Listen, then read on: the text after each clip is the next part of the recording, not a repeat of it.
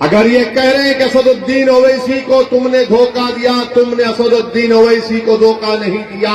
तुमने कोचा दामन के गरीबों और मजलूमों, नौजवानों को और माँ और बहनों के पीठ में तुमने खंजर घोंपा है और कभी भी यहां की आवाम तुमको माफ नहीं करेगी।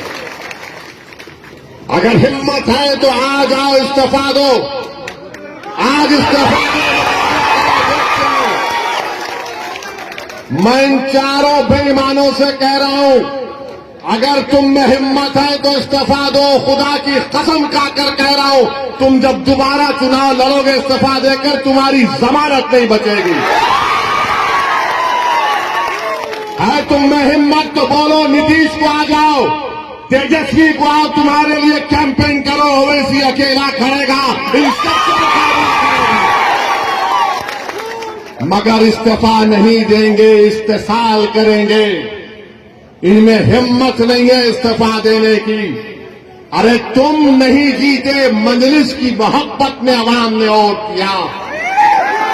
तुम नहीं, तुम्हारी जात नहीं जीती, सीमांचल की लड़ाई के लिए अवाम ने वोट दिया। तुम्हारे बाप की वजह से तुम नहीं जीते, सीमांचल के भाइयों की वजह से तुमको कामयाबी मिली।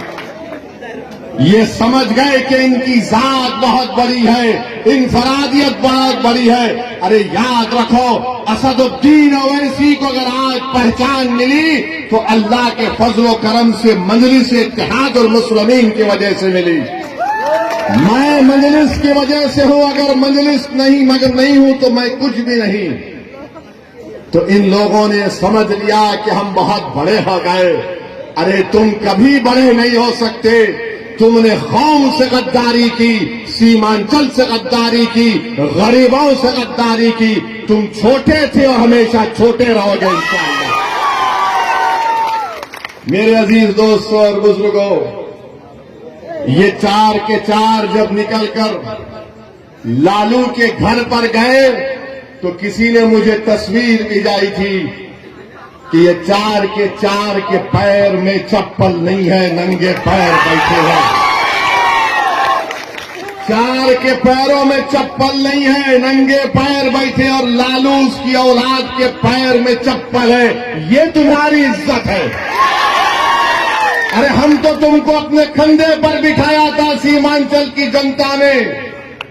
सीमांचल की जनता ने तुमको अपनी आंखों का नूर बनाया था, अपनी पहचान बनाया था, मगर तुमको इज्जत रास नहीं आई। तुम चले गए, उसके पैरों में चले गए, तुम लालू के परिवार के। यहां पर महागठबंधन ने सीमांचल में जनसभा की तो इसी कोचा दामन के मौसूफ ने आखिरी सफ पे उनको बिठा दिए और फोटो डाल रहे कि मैं बैठा हूं। अरे बेशर्मो, कभी तो अपनी इज्जत का तो ख्याल कर लेते। तुमको अल्लाह इज्जत दे रहा था, तुमको इज्जत रास नहीं आई। मगर मेरे अजीज दोस्तों और बुजुर्गों, सीमांचल किसने कहना शुरू किया? क्या राजद ने कहा सीमांचल? क्या लालू ने कहा सीमांचल? क्या नीतीश ने कहा सीमांचल? क्या मोदी ने कहा सीमांचल? सीमांचल अगर किसी ने कहा तो मजलिस इत्तेहाद और मुस्लिमीन ने कहा। आज हम सीमांचल कह रहे हैं तो सबको मजबूरी की हालत में बोलना पड़ रहा है सीमांचल, सीमांचल, सीमांचल। मैं आपसे वादा पहले भी किया था और आज भी कर रहा हूं, अगर सारी दुनिया मेरी खिलाफ हो जाए तब भी अकेला असदुद्दीन ओवैसी खड़े होकर सीमांचल की लड़ाई लड़ेगा। मैं दुनिया के खिलाफ जाने को तैयार हूं। और जो लोग धोखा दिए सीमांचल की आवाम को, सुन लो, अल्लाह सुब्हाना व तआला तुमको जलील और रुस्वा करेगा। अरे 2025 आएगा, तुम मुंह नहीं खोल सकते तुम्हारे सियासी आकाओं के सामने। तुम आंख में आंख नहीं मिला सकते तेजस्वी यादव से, और नीतीश को तो तुम देख ही नहीं सकते। आज बताइए इनकी क्या अहमियत है। ये मीर जाफर और मीर सादिक की तारीख को उन्होंने दोहराया है।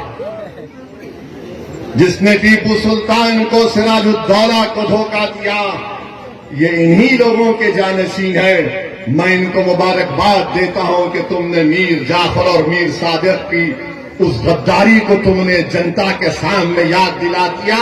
अब जनता जान चुकी है, अवाम जान चुकी है। ऐवान असेंबली में अगर कोई लड़ता है सीमांचल के लिए तो ये लोग मंत्री बनकर बैठ गए, अपनी गर्दन मोटी कर लिए, अपनी गर्दन को मोटी कर लिए।